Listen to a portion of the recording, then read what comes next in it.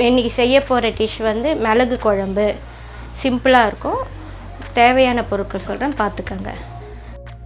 4 மிளகா, 1 spoon pepper,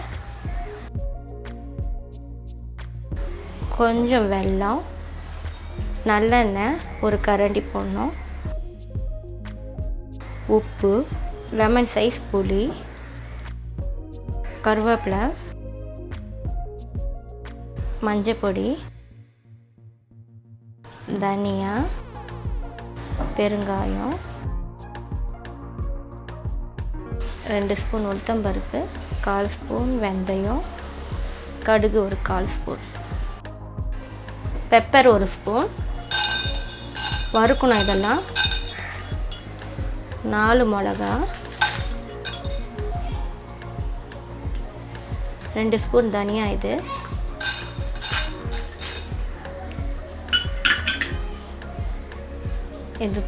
உளுத்தம்பருப்பு 2 spoon பாருங்கள்.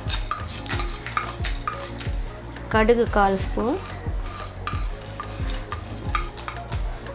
1/4 ஸ்பூன் வெந்தயம். இதெல்லாம் நல்லா வறுக்கணும். கொஞ்சம் ஸ்லோ ஃப்ளேமில் வச்சு வருங்க. ஹையில் வச்சா கரிஞ்சிடும், டேஸ்ட் வராது. நம்ம பெப்பர் போட்டிருக்கோம், மிளகா கம்மியாக தான் போட்டிருக்கோம்.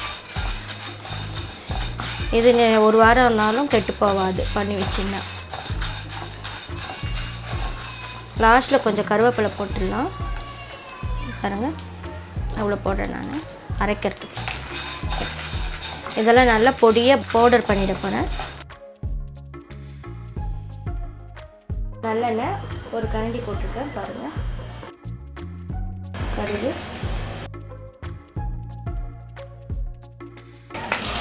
ஒரு 1/2 ஸ்பூன் இருக்கும் பெருங்காயம் போடும், கொஞ்சம் கருவேப்பிலை,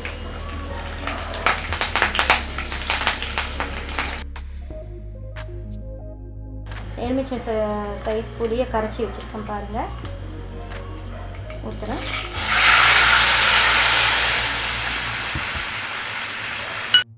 ஒரு ஸ்பூன் கருவேப்பிலை, 1/4 ஸ்பூன் மஞ்சள், வெல்லம் போட்டுட்டேன். இது கொதிக்கிட்டோம். அப்புறமா இந்த பவுடர் பண்ணிவிட்டு லாஸ்ட்டில் கொஞ்சம் நேரம் கழிச்சு பச்சை வாடை போக அப்புறம் போட்டுடலாம். இந்த புளி கரைச்சி ஊற்றிருந்தோம் இல்லையா, தாளித்து கொட்டி நம்ம இது நல்லா கொதிச்சிடுது பாருங்கள். இந்த பொடியை போட்டுடலாம். நம்ம இந்த பொடியை போட்டாச்சு, கலரிடலாம். திக்காக வரும். இப்போ இது வந்து கெடாது. ஒரு 10 நாள் ஆனால் கூட ஜில்லு நானே கொஞ்சம் ஆற வச்சு ஃப்ரிட்ஜில் வச்சுக்கலாம். ஒன்றும் ஆகாது. 10-15 நாள் ஆனால் கூட ஃப்ரிட்ஜில் வச்சுக்கிட்டே ஒன்றும் ஆகாது. கொஞ்சம் நல்லா எண்ணெய் மேலே வர மாதிரி இருக்கணும். கொஞ்சம் கொதிக்கணும்.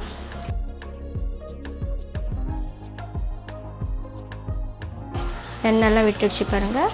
தனியாக திக்காக வந்துடுச்சு. பெப்பர் குழம்பு ரெடி.